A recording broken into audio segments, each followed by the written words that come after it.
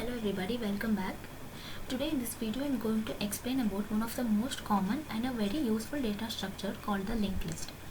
So in this video we are going to learn what is a linked list, its types and implementation of single linked list using C++.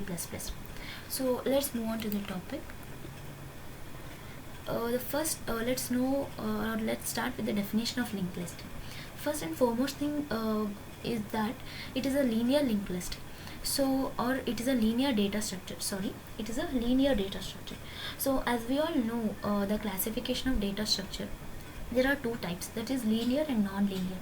Unlike stacks and queues, linked list also comes under linear type. It can also be defined as collection of objects or elements called nodes. So this is called a node. So it can be called as a collection of nodes or a collection of objects called nodes that are randomly stored in the memory. So here you can notice a word called random.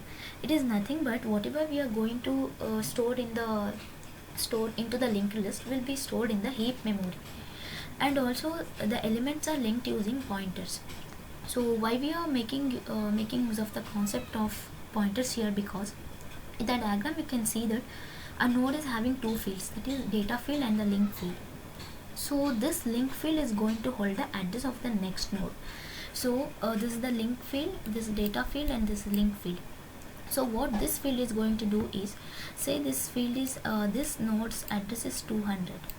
So this 200 will be held by this 200 is stored in this part of the node. So it means that this address is getting stored here, means these two are linked. So that is why we are making use of the concept of pointers. That is why it is called as linked list. See, there is a link established between one node and another node.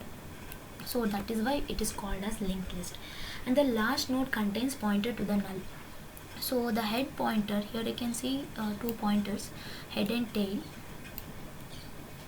Excuse me. So this is head pointer and this is tail pointer. So what this head pointer is going to do is, it is going to hold the address of the starting node. So suppose this pointer's this node's address is 100, and this head pointer is going to hold the address of the very first node or the starting node, and the link field of the last node will be pointing to null, because as we are not having no more nodes here, so there are no more nodes to hold the address of this node in this, to store the address of this node in this particular position. So it will be pointing to null. Next, come to the limitations of arrays. As data structures can also be implemented using arrays, these arrays have some major drawbacks. So let us know what are those. The size of the array must be known in advance. So before using the program or before executing the program, you need to specify the memory location. Suppose you want memory, more than one memory location of same data type. For that you are making use of arrays, and once you fix that memory location to some size, it cannot be changed further. So that is a major drawback when you come across arrays. And it is almost impossible to expand the size of the array. As I told just now, it is just impossible it is just impossible to expand the array size during the runtime. Next is, inserting an element in the array needs shifting of all its predecessors. Consider you have an array of some fixed size, and you have got some elements already stored into that array. Suppose you need to consider here an element is already there, here and here, and if you want to insert a new element at this particular position only, so what at that time what you need to do, you need to shift this element one step backward, shift this element here, shift this here, and finally you need to move the new element in this particular position. So this is a very tedious process. This can be done only when you have left out with extra, when you are still left out with the memory in the array. Unless and until you have got memory locations left over in the array, you cannot perform this operation. Next is why linked list. Why we need to use linked list? What are its advantages over conventional arrays are? The first is it locates the memory dynamically. So it is going to locate memory dynamically, means the whatever the nodes you are going to store, whatever the element you are going to store will be stored in the heap memory. So heap is non-contiguous and it is a dynamic memory allocation type. And all nodes of the linked list are linked together with the help of pointers. So you can see here this linked field. Linked field is used to hold the address, and addresses are held only by pointers. So we are making use of the concept of pointers here, since as I told in the beginning, since this node's address is being stored in the linked field of this node, means these two are linked. It means these two are linked. So that is why it is called as linked list, linking one node with another node. So that is the advantage of linked list. And size is not defined at the time of declaration. So at the time of declaration, like arrays, we are not going to define the size. As much as memory you can use at time when you need. Since it is dynamic memory allocation, during runtime it is going to create new memories.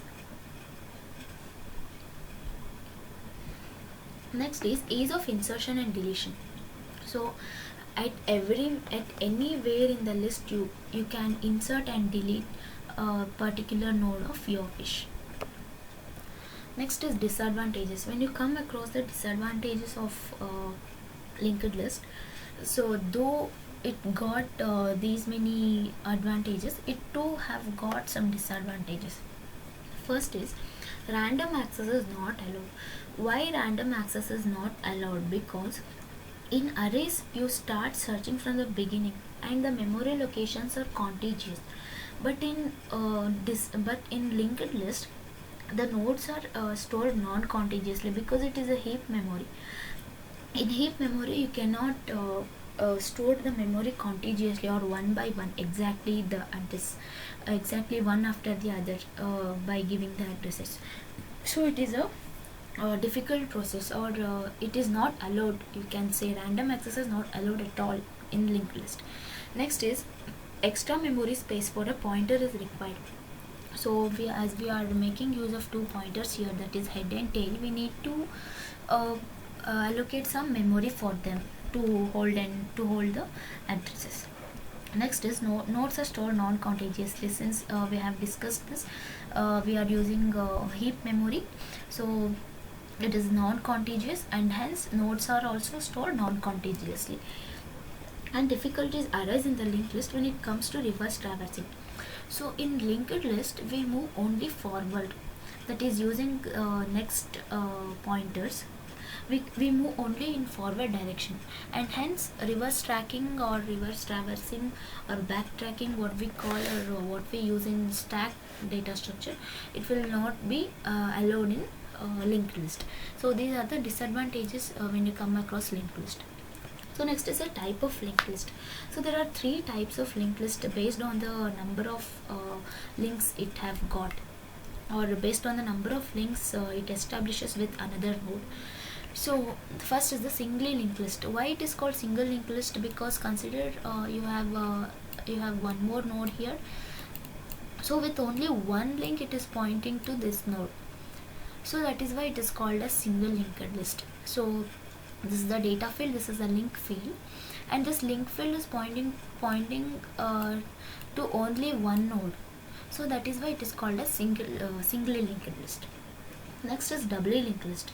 So in doubly linked list, a node or each node contains three parts, that is the link field or left link to hold the address of the previous node, another link field or right link to hold the address of the next node, and finally the data field to hold the value that is to be printed or represented in the output.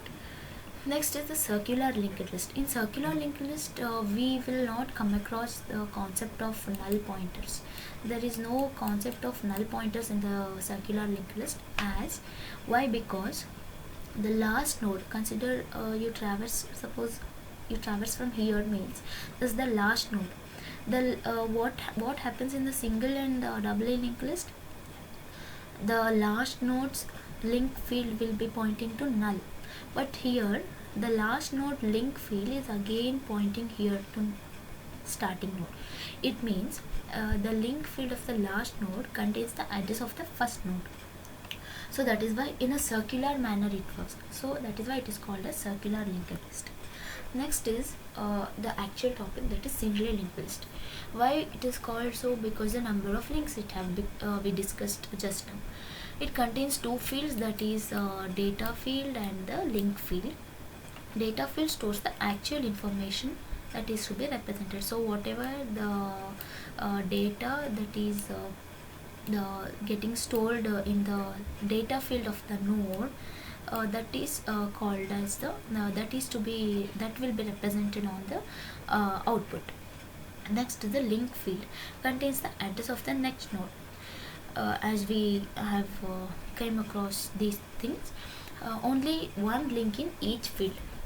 So there is only one link to each field. See, only one link to each field. Only one link from one node to another node. Next is operations on linked list. So whatever the data structure you take, it you can perform many number of operations on it. So these are the basic operations which are performed on a single linked list. The very first thing what we need to do is creating a node. Without creating a node, all these operations will be of waste. So first and foremost thing what we need to do is create a node first and inserting some value into that node. Next is insert a new node. So once creating a node, you can create another node and insert. It can be done in three ways, that is inserting at the beginning, at the ending, or at the specified node. So here you can see, consider this linked list. Inserting at the beginning means head is pointing to here, so this is the beginning of the linked list. If I want to here insert it here, then I can insert, and this head pointer will be pointing to the newly created node, and the link field will be holding the address of this node. Next is inserting anywhere in the middle. So if I want to insert here, yes, of course I can insert a new node here, and inserting at the end. So what change we need to do while inserting at the ending means, suppose say a new node will be created here, then what will happen, this null should be the null should be here, because this is the last node. Link field of the last node will only point to null. So null should this should be made, the link field of the new node should be made null, and address of this new node will be replaced here. So this is the changes you need to do while inserting from rear end. Next is deletion. Deletion also same, at the beginning, at the end, and at the specified node. Next is traversing, visiting each node to perform a specific operation. So with some conditions I start traversing.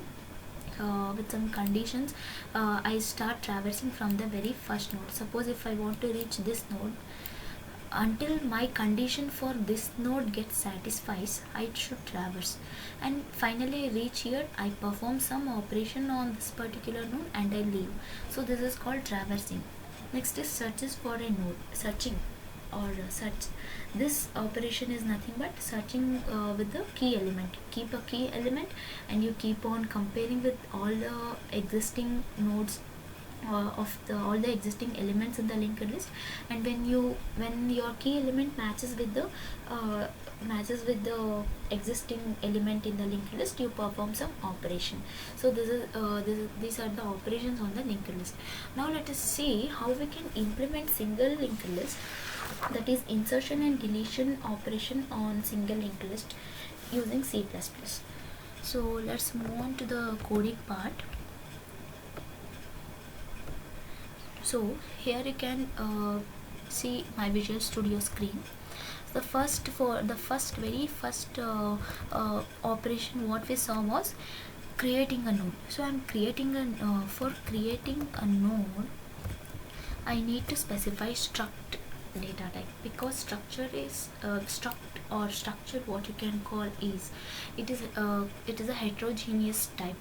That is any many different types of data you can store here. So as a node contains two fields, that is info field and the link field. Link is holding address, so it is pointer type, and data is normal integer. So initializing, or I'm declaring two parts of a node, that is information part and the next part, that is, or the link part. And I'm globally declaring a start pointer. So throughout the program I need the start pointer, so I'm declaring and initializing it globally to null. So start will be null in the starting, the start will be null. Next is I'm creating a class. I'm declaring a class here with SLL as the class name. Under the public section I'm declaring my member functions. So these member functions I want to access outside the class, so I'm making the class as public. So next is insert function. So we are in this program, we are inserting and deleting a node from the linked list or to the linked list from the front end. So I'm using f insert. So f insert is my function name. To represent it is front insertion, f insert. So I'm creating a new node, that is node star temp. So temp, I'm making use of a memory called temp, and whatever the new node gets created, its address will be stored in temp. And so now temp is pointing to a new node. So I want to fill the new node's data field with some value. So temp of info equal to ELE, whatever the data I sent from the main function will be stored in temp of info part and temp of next part. So when you're viewing this linked list, so whatever the first element which I send will be placed in the last. So last node's link field should be null. So who is having null currently? Start. So start.